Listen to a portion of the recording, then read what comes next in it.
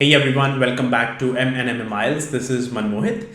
Now, guys, in today's video, I am going to share with you all a study plan for your IELTS reading module this time. So we have shared the study plan of some other modules already, but this one is going to be purely for the reading module itself.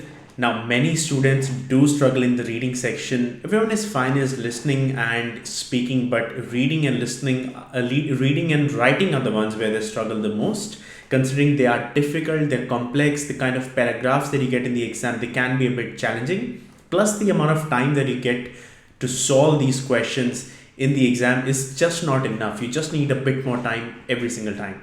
Now, when you practice, you also gonna have a GPS, a study plan in place, just so that you can just follow that thing step by step, just so you do not get overwhelmed because of the amount of work that is needing to be done in the reading module. So do watch this entire video to understand what those things are to keep in mind, how to plan your day, what to do, what not to do, all those things would be discussed in this one. Now, without wasting any further ado, let's dive right into it. Now, first one being know your requirements. That is very important. If you are someone who is aiming for 5 band or 6 band or even 8 or 9 band, you have to know as to how much band score do you require.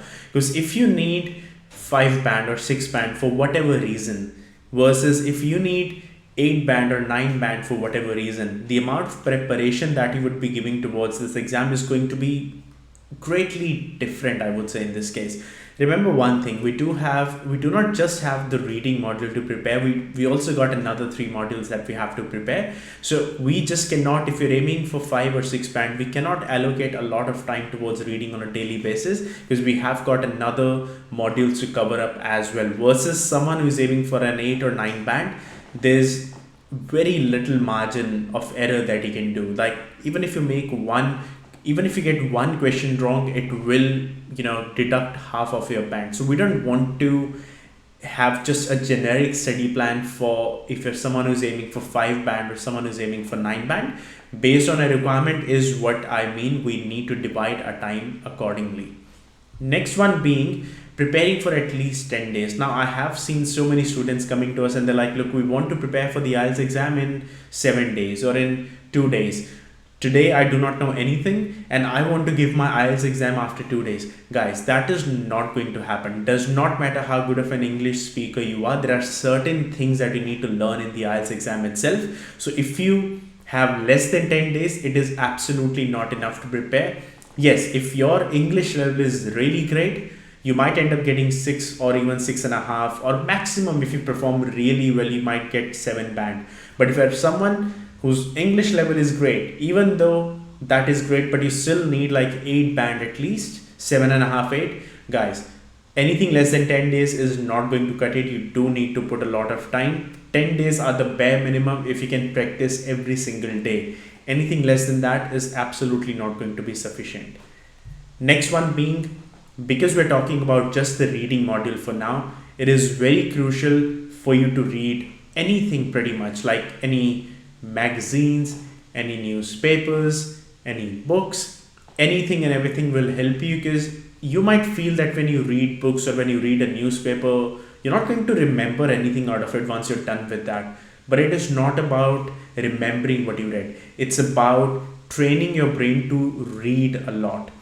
The more you read, the better memory becomes of yours. So basically what I'm trying to do is we are kind of doing an exercise for our brain, if that makes sense. When you go to a gym, right, the reason your muscles grow big, or the reason your body becomes more healthy, is because you put in that effort. You're exercising your body.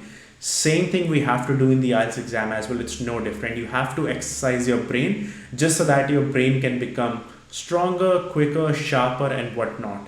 The quicker and the more you read, it will help you in your IELTS exam in the reading module, because the more you read, you would be able to finish all the questions that would be given to you in the IELTS exam within 60 minutes, and that is the max time we would get anyway. So it's very important for you to read the books, magazines, or newspaper. Now, let's say you're not a fan of reading a lot, right? Like you do not like reading books, you do not like reading newspapers or magazines.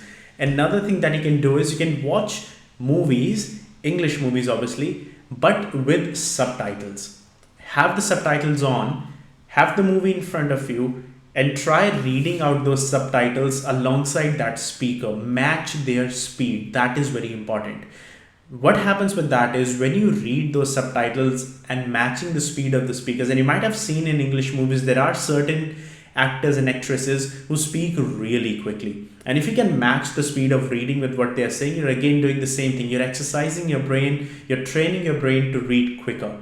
So if you're not a fan of reading books or magazines or newspapers, this is something you can certainly try. Watch movies with subtitles. Again, it's not just limited to movies. You can also go for some TV shows, TV series and all, because that's something we enjoy doing. We enjoy watching movies. We enjoy watching TV series, TV shows and stuff. This is something that you can have in your everyday practice time. Watch movies instead of the books. That is again going to do the same thing with you.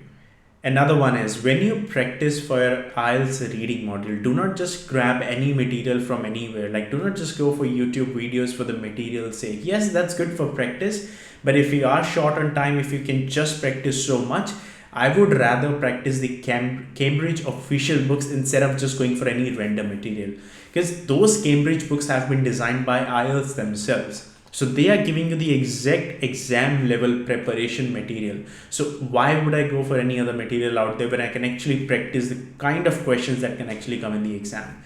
There's so many Cambridge IELTS books. Depending on if you're going for the general training or for the academic training, just pick the books relevant to yourself and practice using those particular books. Try practicing those test papers, try solving those questions from those official books, and that will help you a lot in your real exam as well. Next one being, now we have got 4 modules in the exam, right? And we have to divide our day in a way that we give, if not equal, but at least enough amount of time to all the 4 modules. Now, when you start your day for practicing, always start your day with reading and writing and end your day with listening and speaking. Reason being, listening and speaking are one of the most interesting ones, I would say, out of the 4 modules, right? Because in speaking, you're just speaking. Listening, you're listening, and writing. Listening is a lot easier as compared to the other modules. Reading and writing are not. They are challenging, plus at the same time, they're boring. Like reading a lot, writing an essay, writing a bar chart or whatever comes in the part 1, like the first question of your IELTS writing module. So these are not some of the interesting tasks, I would say, out there. So what I would do is when I start practicing in my day, my brain is fresh, my mind is fresh. I would utilize that concentration on my reading and writing. And once I'm tired, my brain is done for the day, that's when I should be practicing my speaking and listening, because then I have divided my day in a way that I'm being more productive out of the exact same number of hours. Next one being practice for one higher band. Again, whatever band score you're aiming for, as my very first tip was, first know how much band score, how many band score are you aiming for. If you're someone who's aiming for 6 band, you should always practice for 7 band, 1 band higher. If you're someone who's aiming for 8 band, you have to practice for 9 band. You get the idea. If you're someone who's aiming for 5 band, you should be practicing for 6 band. When you do your reading test papers, right, out of 40 questions, if you're someone who's aiming for 6 band, check the amount of questions you have got right. They should be equivalent to 7 band at least. When you count the number of correct answers that you have gotten from that test paper that you have done, they should equate to 7 band, period. And same, if you're aiming for 7 band, aim for 8 band is what I mean. Reason being, right, guys, this is a big difference in when you practice versus when you actually go and give your exam.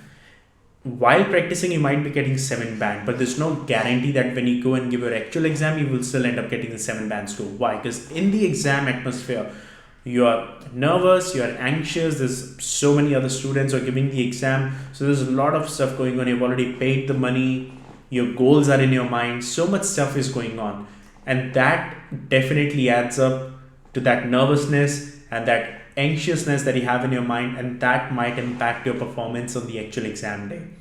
So if I'm aiming for 6 band, I should definitely prepare for 7, so that in the exam, even if I get nervous or anxious and if I make few extra mistakes, I would still be easily getting my 6 band even after making those mistakes. That's called risk management. So always plan for 1 band higher. And next, one, and the final one being evaluating your performance every single week. If you do not know how well you're tracking, you're just going to keep practicing for the next 1, 2, 3 months, and you won't even know when you prepare for the exam. This is how you prepare for your IELTS exam. If you're doing for your IELTS reading, do one mock test today. Mock test as in just do one test paper for today. All the 3 topics, 60 minutes. Do the exact same way that you would be getting in the real exam. Take 60 minutes, do the entire 40 questions, and at the end calculate and count how many correct answers have you got, how many correct questions did you get. If right now you're getting 6 band based on the correct answers that you have got, that's absolutely fine. Just write it down in a notebook somewhere that you did the test paper today, put the today's date, and put how many band score did you get. Then for the next 1 week, just practice using the things that I've shared in this particular video. After 1 week, do another test paper, not the same one, but a different test paper. Again, evaluate yourself, your performance. How many correct answers did you get? Are you still on the 6th band or have you improved? This is what you have to do in order to actually see your performance getting better. Keep tracking it every single week until and unless you get to 1 band higher than what you're aiming for. If your aim was 6 band and today you're getting 6 band, that means you're not prepared. Next week, if you're getting 6.5 band, that means you're still not prepared.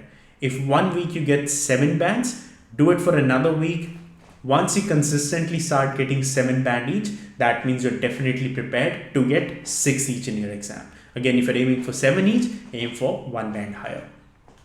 So this is what I wanted to share in this video, just to give you a bit of an idea of how to divide your day, how to divide your time in the real exam, so that the amount of time that you have in your day to practice your IELTS exam, you should be using that productively and effectively. If you have any sort of questions, feel free to leave them down in the comment section below, and me and Mohit can reply to you guys as quickly as possible. God bless all of you. Stay safe wherever you are, and I will see you all in the next video.